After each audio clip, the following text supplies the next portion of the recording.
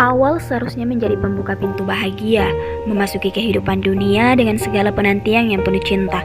Setiap detik sampai 9 bulan menjadi waktu yang digunakan untuk bermesraan dengan kesabaran, mengharap akhir penantian mempersembahkan kebahagiaan.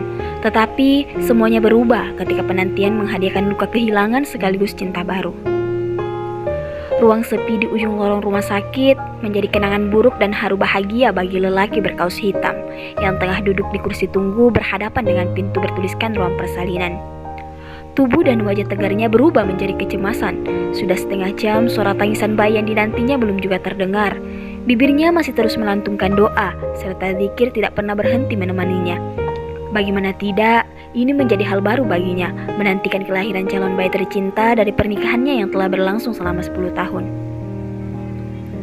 Alhamdulillah, mata tajam milik lelaki itu ingin meneteskan buliran air mata bahagia ketika mendengar tangisan bayi yang mengubah ruang sepi menjadi ramai.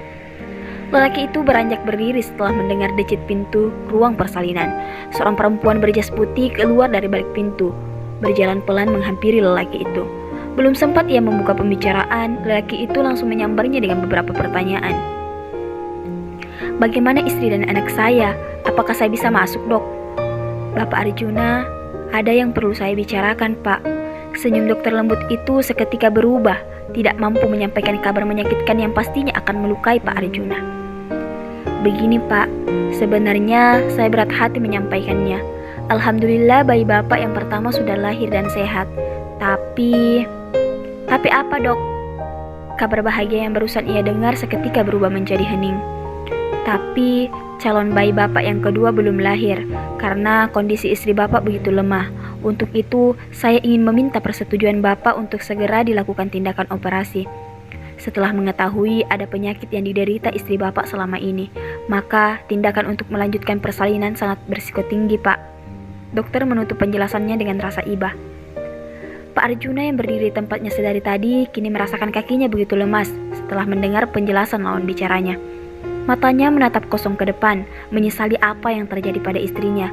Ia merasa bersalah karena tidak mengetahui perihal penyakit istrinya. Ia merasa waktu untuk bersama istrinya sangat singkat setiap harinya jika dibandingkan dengan waktu yang ia habiskan di tempat kerja. Pak Arjuna seakan ingin berteriak, tetapi tertahan oleh keadaan yang berkecamuk dalam dirinya. Bagaimana Pak Arjuna?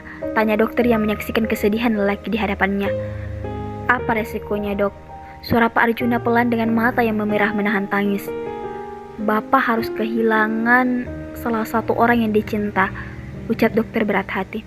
Kehilangan, Dok? Dokter seharusnya tidak boleh berbicara seperti itu. Kematian atau ajal bukan di tangan dokter. Pak Arjuna menutup ucapannya dengan keyakinan dan harapan. Iya, Pak, saya minta maaf. Dokter tidak mampu menahan air matanya mendengar ucapan dari seorang suami yang begitu besar cintanya.